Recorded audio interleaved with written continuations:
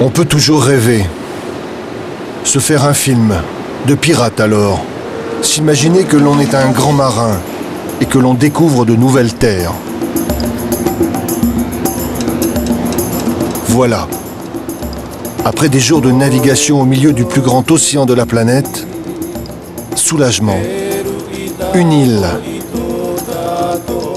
Des îles. La Polynésie, enfin. On va rêver.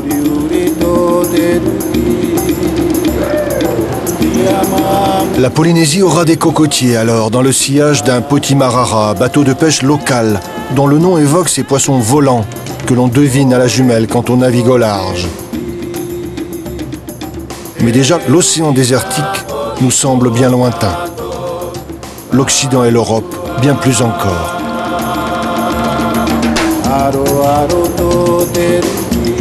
Soudain, une envie, celle de se réapproprier les émotions euphoriques des circumnavigateurs du XVIIIe siècle, ces Cook ou Bougainville, ces flâneurs des mers, qui furent les premiers à raconter cette contrée de l'imaginaire, inconnue même à ses habitants, les Polynésiens.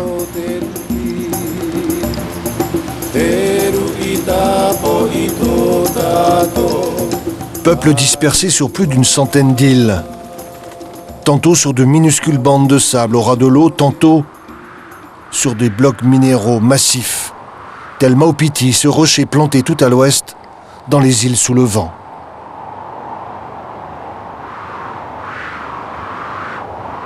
On s'échappe à peine et déjà une nouvelle vision.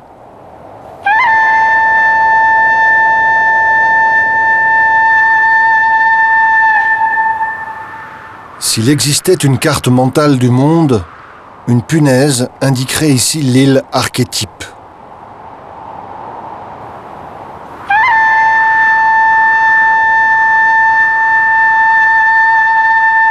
Dans la réalité, on dit simplement « Bora Bora » et la machine à rêver est enclenchée.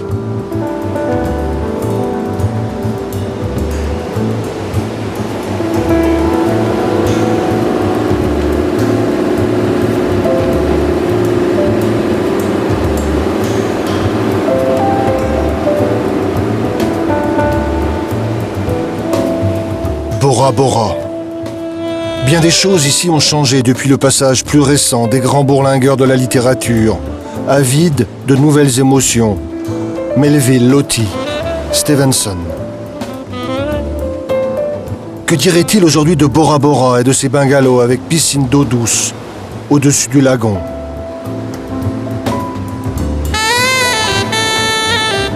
Sans doute qu'ils replieraient leurs cartes marines et feraient à nouveau route, poursuivis par leurs rêves à la recherche de ce pays fantasmé, si multiple que d'une île à l'autre, tout diffère.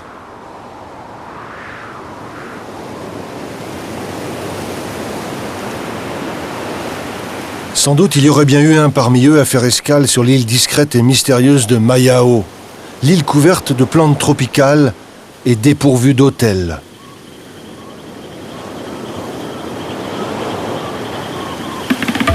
Mayao, île à part en Polynésie. Ses habitants ont voulu rester à l'écart du système dominant entre les mains des tour opérateurs et des vendeurs de vacances. Irréductibles Liliens de Mayao qui vivent aujourd'hui entre eux, récupèrent l'eau de pluie et tolèrent à peine l'étranger de passage. La peur désormais bien ancrée de se faire encore dévorer par un démon qui peut s'appeler argent ou cupidité.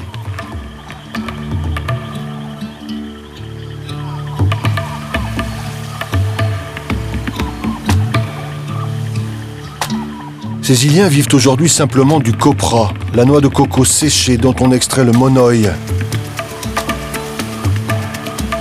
Ils cueillent aussi les feuilles d'un arbre, le pandanus, bottes de feuilles tressées, qui pour faire traditionnel iront couvrir les bungalows des grands hôtels. À Tahiti, entre autres.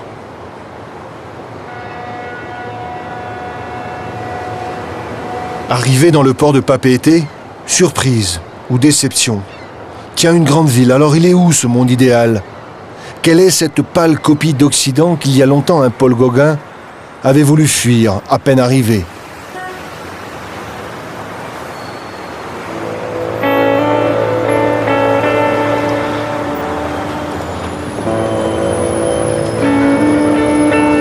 Il est 19h, place Vallée-Été. Sourire décontracté. Sur les quais, on s'agite tranquillement près des roulottes, où l'on mange chinois ou local, chow mein ou thon cru au lait de coco. En face, les derniers avions s'envolent pour les îles. Le dernier ferry pour Moorea est déjà parti, juste en face. Dans 30 minutes, il sera arrivé.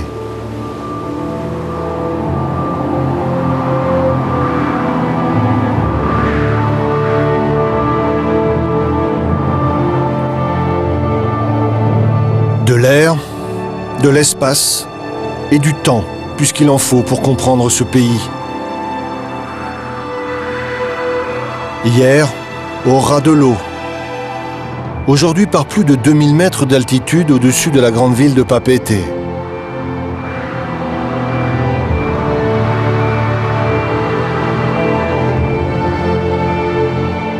Hier, au-dessus des pâtés de coraux dans de l'eau à 27 degrés. Aujourd'hui, entre ces crêtes inaccessibles, sinon après de longues heures de marche, et encore. Là, la montagne en est très haut et soudain, très vite, la mer, les vagues, le lagon, passaient du bleu au vert directement, sans fioriture, sans transition. Le voilà donc ce paysage qui avait tant fasciné aventuriers des mers et autres écrivains. Paysage réel ou mental, ici en tout cas est né un mythe, celui d'une terre idéale. Mais attention, tout se brouille si vite. Une carte se dessinait à peine, on prenait nos marques dans les îles hautes et pan. L'archipel suivant, il faut encore tout recommencer.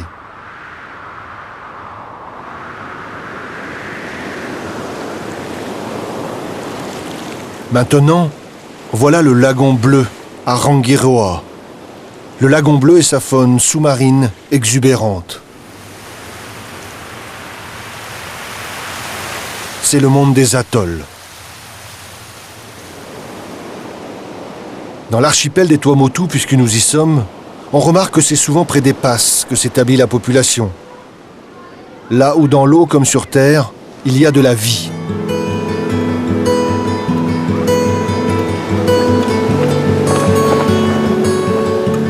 Mais qui sont-ils ces gens qui vivent sur ces atolls larges de quelques centaines de mètres, à portée de vagues? Des citoyens français, oui, mais encore. Des gens de mer, bien sûr. Des Robinson ou des solitaires, sans doute, et par la force des choses.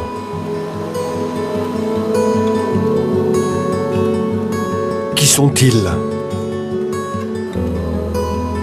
Se connaissent-ils déjà au moins entre eux, ces inconnus du Pacifique ?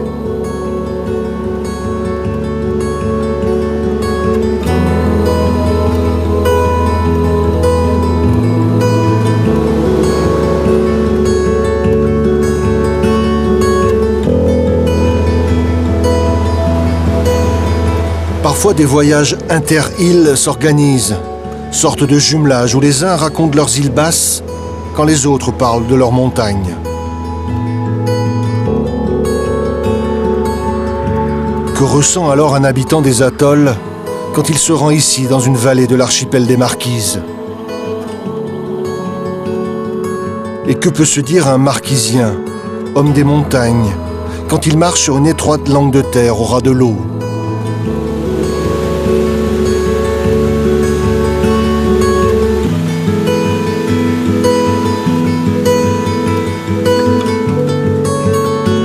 Quant à ceux qui n'iront jamais d'un archipel à l'autre, il reste les rêves et le droit de se raconter des histoires. Alors il était une fois un pays au milieu de la mer où il restait des îles à découvrir.